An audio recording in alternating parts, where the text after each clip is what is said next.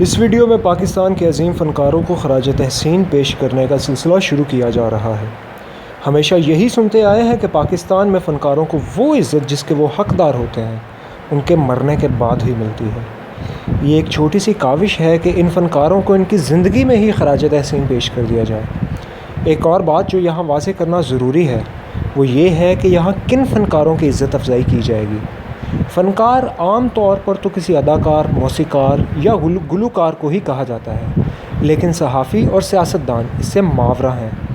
حالانکہ اداکار اور گلوکار جو جھوٹ کو سچ کا پہناوا پہناتے ہیں وہ تو سب جانتے ہیں کہ یہ جھوٹ ہے، مگر سیاستدانوں اور صحافیوں کے بارے میں یہ گمان بھی نہیں ہوتا کہ یہ لوگ جھوٹ بول رہے ہیں۔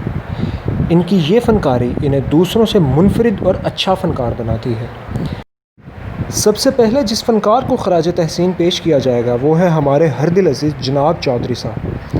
ایک بات یہاں واضح کرتا چلوں کہ اس ویڈیو میں موجود نام اور کہانی سب جھوٹی ہے، برائے مہربانی اس کو اصلیت مت سمجھا جائے۔ تو آئیے چلتے ہیں اپنی کہانی کی طرف۔ ایک دفعہ میں اور جناب چودھری صاحب تھیمز ندی کے کنارے چہل قدمی کر رہے تھے کہ اچانک ایک خوش شکل گورا نوجوان وہاں پر آ کر جناب چودھری صاحب کے گرد دیوانہ وار چکر لگانے لگا۔ مجھے یہ دیکھ کر بہت حیرت ہوئی کہ یہ لڑکا کیا کر رہا ہے، مگر میں خاموشی سے مشاہدہ کرتا رہا۔ ٹھیک 5 چکر لگانے کے بعد وہ نوجوان جناب چودھری صاحب کے ہاتھ چوم کر چلتا بنا۔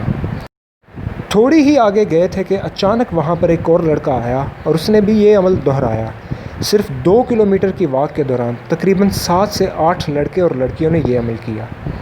میں نے وہاں سے واپسی پر کھانے کی میز پہ چودھری صاحب سے ان حرکات کی وجہ دریافت کی تو معلوم ہوا کہ آج سے 20 سال قبل چودھری صاحب کا حال پنجابی کے ایک محاورے ایک غریب اتو بدتمیز تیجا منہ بھی پیڑا والا تھا۔ وہ پولش کی اعلیٰ تعلیم حاصل کرنے کے باوجود جہاں بھی جاتے انہیں دھتکار کر وہاں سے بھگا دیا جاتا۔ اس وقت اور بھی لوگ پالش کرنے کے عادی تھے، مگر چودھری صاحب کی پالش میں وہ دم نہیں تھا کہ ان کی خدمات حاصل کی جائیں۔ چودھری صاحب کو اس وقت کوئی اچھا استاد تو نہ ملا کہ جس سے فیض حاصل کر سکیں، مگر کامیاب ہونے کی لگن نے ان کو پالش کی ڈبی کے گرد چکر لگانے پر مجبور کر دیا۔ وہ روز پالش کی ڈبی کے گرد چکر لگاتے اور یہی سوچتے کہ وہ کس طرح اچھے پالشیے بن سکتے ہیں۔ ان کے ذہن میں ایک خیال آتا، وہ اس پر عمل کرتے اور اسی طرح 1 مہینہ گزر گیا اور وہ روز سوچتے، اس پر عمل کرتے اور کامیابی کی سیڑھیاں چڑھتے چلے جاتے۔ اب وقت کے ساتھ ساتھ پالش کی ڈبی اور ان کی اپنی پالش کی کوالٹی بھی بڑھتی چلی گئی اور آج وہ پاکستان کے بہترین پالشیوں میں سے ایک ہے۔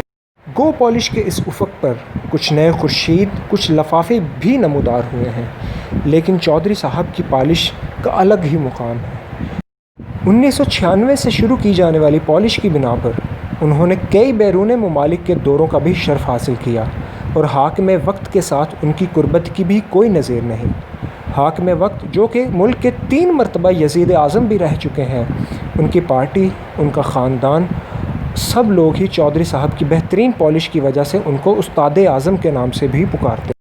ان کی پالش سے محبت اس قدر ہے کہ وہ آج بھی یزید اعظم کے خاندان سمیت فرار ہونے کے باوجود ان کی پالش میں مصروف ہیں۔ انہوں نے مزید بتایا کہ آج یہ چکر لگانے والے یونیورسٹی آف لندن میں میس کمیونیکیشن کے طالب علم ہیں۔ یہ اپنی پالش کی صلاحیت بڑھانے کے لیے میرے پاس آتے ہیں۔